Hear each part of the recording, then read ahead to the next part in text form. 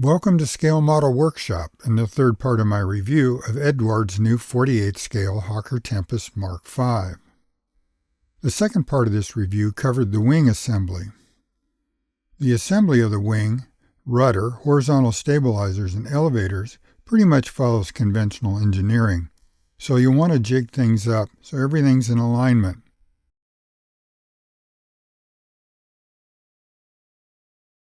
With the wing root joint pretty tight and flush, the underside joint didn't quite finish out at the same height. There's a fair amount of flash around the horizontal stabilizer halves, and the fit needs a bit of refinement, so spend a little time test fitting. I found it easier to remove the outboard locating pins. The fit into the fuselage is pretty sloppy, so make sure you have the joint lined up before setting it on your blocks or jig to set up. The instructions now have you assemble the gun sight and cement the cockpit surround. However, the molded cross brace won't fit over the previously installed shoulder harness bar. In this case, I think it's just easier to eliminate the molded bar, and if you feel that you want the added detail, replace it with a piece of wire. The concept of the cockpit surround design is clever in that it allows the molding in of a lot of detail, but the engineering and execution's a bit dodgy. The lack of any definite stops on the fuselage makes it difficult to keep everything flush. The complicated outline spanning two independent fuselage halves is challenging. I'm sure it looked great in the CAD software, but it's difficult to render that degree of precision in the real world of soft styrene. Because of its complexity, the Tempest main gear and retraction mechanism is a real challenge to model, and it's a part of the Tempest that I became very acquainted with. As far as detail, Eduard did a great job. Unfortunately, from the engineering standpoint, they didn't do so well. Construction begins with the main gear legs, wheels, tires, and doors.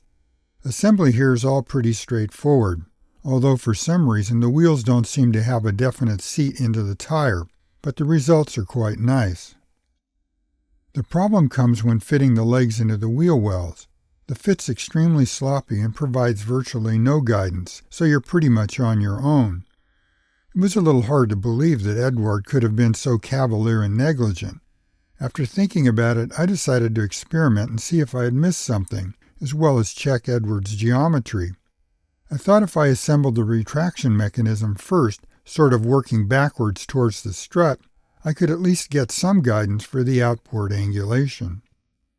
The pin on the retraction mechanism that's supposed to fit in the wheel well is too long and needs to be shortened a bit. Neither this pin nor the end of the retraction jack have a definite seat, and you can see that I got them a little bit inboard from where they should be centered. Turned out that it really didn't matter because even if they were centered, the gear leg would still be canted inboard if it were mated up. So based on my failed experiment, I would suggest that you mount the gear legs independently, and then do a little fussing around to get the mechanism to line up as best you can. Now with all that slop, you still have the bugger of getting the gear legs lined up properly.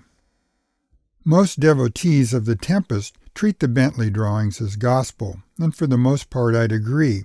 However, I've never been convinced that the amount of outboard cant that he indicates is correct, and when I've seen modelers attempt to simulate the drawings, the stance of the model is somewhat akin to Bambi on ice. The choice is obviously yours, but I would suggest no more than 2 degrees of outboard cant, and I think the forward angle represented in the drawings is spot on. I used a makeshift jig quickly set up with a steel rule and a couple of clamps for support. This let me sight down to make sure the rule was parallel to the wing so I could get an equal forward rake, and the squares used to check for a slight outboard cant. Here you can get an idea of the space you'll need to bridge so everything properly joins up. Obviously, if you go with Bentley's drawings, you're going to have a lot bigger gap than I have here. If you're like me and build gear up, you're in luck. The gear doors actually fit fairly well, so you have a fighting chance. One surprise with this kit was the lack of a movable prop. And while the prop can be made to stay in place without cement, I can't say I'm particularly thrilled about Eduard's choice, or lack of, a proper mounting. Here's the basic model. In looking at the overall appearance and shape, I have to say Eduard did a really good job in capturing the essence of the Tempest. However, unless you're a sprue gazer or a stash collector, a model kit's meant to be assembled, and from the standpoint of fit and buildability, the kit has some issues which I've highlighted.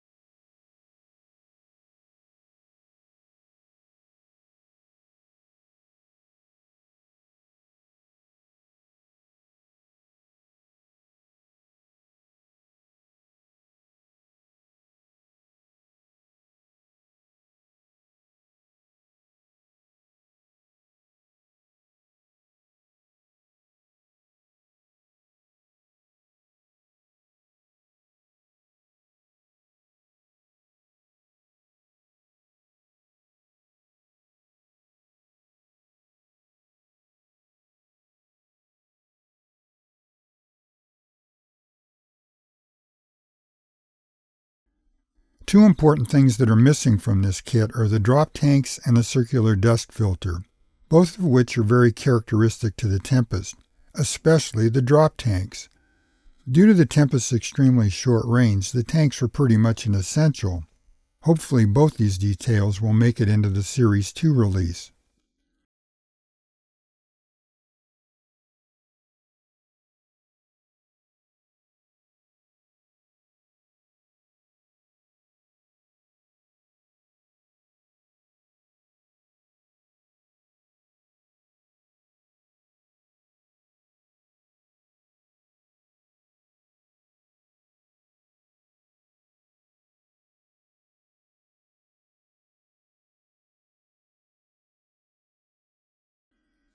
So depending on your patience and skill level, there's a lot to work with here that will in the end yield an extremely nice model, but you'll have to put forth some extra effort, and I certainly would have no reservations about buying this kit.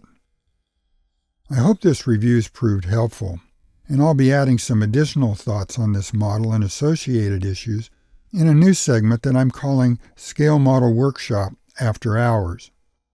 So long for now, and I'll see you next time.